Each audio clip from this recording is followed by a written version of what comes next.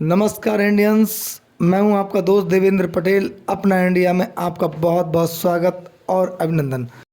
दोस्तों, आज हम बात करेंगे महिला विकास मंच की अध्यक्ष बीना मांगवी की। आज हम आपसे बात करेंगे ज्योति मौर्य की, जिन पर उनके ही पति आलोक मौर्य ने बहुत गंभीर आरोप लगाए थे, यानी कि भ्रष्टाचार के आरोप, और मनीष दुबे होमगार्ड कमांडेंट के साथ अवैध प्रेम प्रसंग और अवैध संबंधों के आरोप लगाए थे।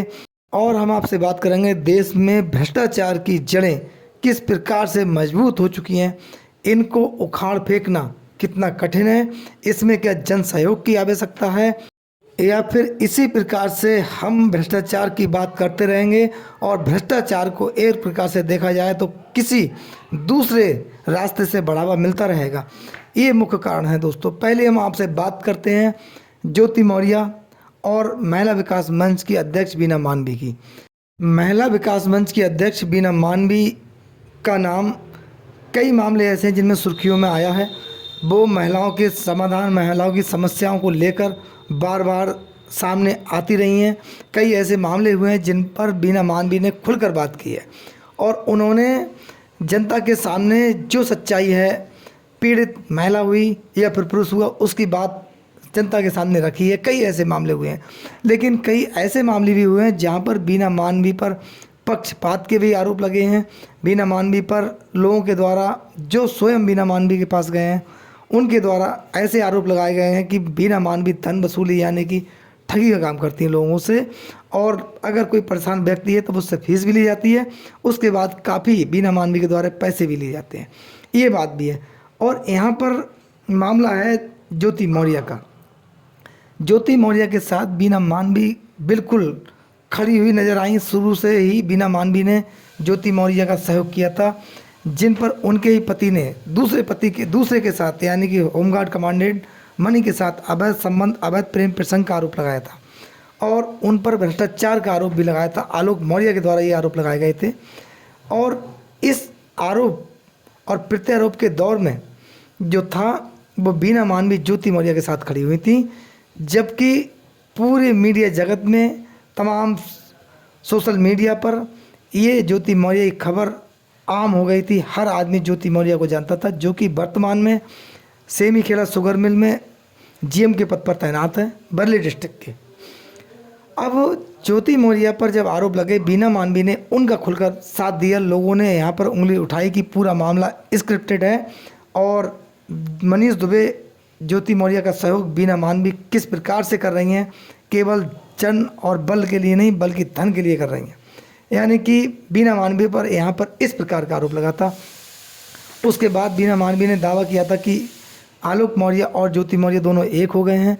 लेकिन यहाँ पर एक चीज़ है, ज्योति मौर्य का क्या मामला था मनीष दुबे के साथ, ये उनका व्यक्तिगत मामला था। लेकिन आलोक मौर्य ने जब ये मामला उठाया और जो लड़ाई परिवार से हटकर और बाहर आ जाए, तब वो व्यक्तिगत मामला नहीं रह जाता है। इसमें ज्योति मौर्य पर भ्रष्टाचार का आरोप था। उस आरोप पर अलग से जांच होनी चाहिए थी। अलग से जांच कमेटी गठित होकर शासन के आदेश के बाद इस पर कार्रवाई होनी चाहिए थी। लेकिन इसमें जांच कमेटी बनी, आलोक मौर्य ने शिकायत वापस ले ली और शिकायत वापस लेते ही जो मामला था वो एक प्रकार से दब गया, यानी कि 70% मामला जो था वो डाउन हो गया।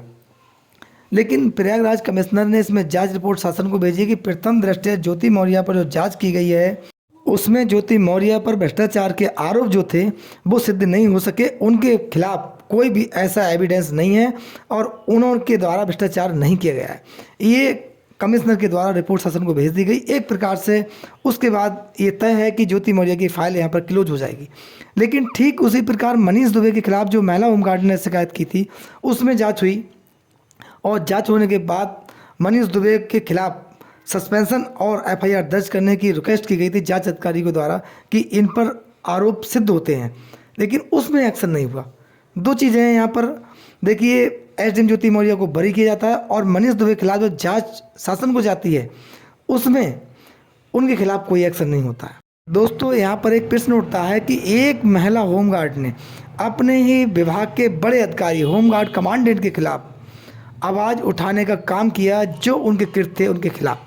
लेकिन उसमें जांच होने के बाद भी एक्शन नहीं हुआ। अब वो महिला का हौसला कहाँ गया होगा, वो महिला किस पोजीशन में है, वो कैसा महसूस कर रही है, ये प्रश्न है। दूसरी तरफ ये कि बीना मानवी के द्वारा उस महिला होमगार्ड की मदद करनी चाहिए या नहीं करनी चाहिए। दूसरी बात ये कि मनीष दुबे की पत्नी तनु पाराशर की बीना मानवी के द्वारा मदद करनी चाहिए या नहीं करनी चाहिए। अगर जिस प्रकार से जुल्म उन्होंने जो बताए ज्योति मौर्य पर हुए थे, कहीं ना कहीं पीड़ित हुई ज्योति मौर्य, ऐसे में बीना मानवी उनके साथ खड़ी हुई। ये बीना मानवी का सराहनीय काम है, उनके काम की सराहना करते हैं कि वे कहीं ना कहीं पीड़ित महिला के साथ वह खड़ी हुई। लेकिन यहाँ पर तनु पाराशर और महिला होमगार्ड जो थी वो भी कहीं ना कहीं पीड़ित थी, उन्होंने भी आरोप लगाए, लेकिन बीना मानवी उनके पास किसी प्रकार की कोई सहायता के लिए नहीं गई। बीना मानवी के द्वारा उनके मामले में एक भी शब्द नहीं बोला गया। ये यहाँ पर प्रश्न बना हुआ है। यहाँ पर लोग जवाब चाहते हैं बीना मानवी से। क्या ज्योति मौर्य ने बीना मानवी से कोई रिक्वेस्ट की थी कि आप हमारी मदद कीजिए? उन्होंने मीडिया के सामने आकर या कोई लिखित प्रार्थना पत्र बीना मानवी को दिया जिसका कोई जिक्र किया हो बीना मानवी ने? नहीं किया। या ज्योति मौर्य ने बीना मानवी को फ़ोन करके बुलाया हो? ऐसा भी नहीं। बीना मानवी ने ऐसी कोई पुष्टि नहीं की। तब बीना मानवी वहाँ उनकी मदद को गई, लेकिन महिला होमगार्ड और तनु पाराशर की मदद के लिए बीना मानवी नहीं गई। दोस्तों, मैंने आपसे बात की थी भ्रष्टाचार की। भ्रष्टाचार को लेकर हम आपसे थोड़ी सी डिस्कशन करना चाहते हैं कि हर व्यक्ति भ्रष्टाचार के मामले पर बोलता है, चाहे वह नेता हो, चाहे अधिकारी हो, चाहे और भी लोग हों। ये बोलना भी चाहिए, भ्रष्टाचार का विरोध भी करना चाहिए, पुरजोर विरोध करना चाहिए, क्योंकि ये राष्ट्र हित में है। लेकिन अगर कोई गरीब व्यक्ति भ्रष्टाचार या गलत करने वाले अधिकारी के खिलाफ अगर खड़ा होता है तो उसकी जांच कौन करेगा? सामान्य सी बात है, कोई उच्च अधिकारी उसमें जांच करेगा।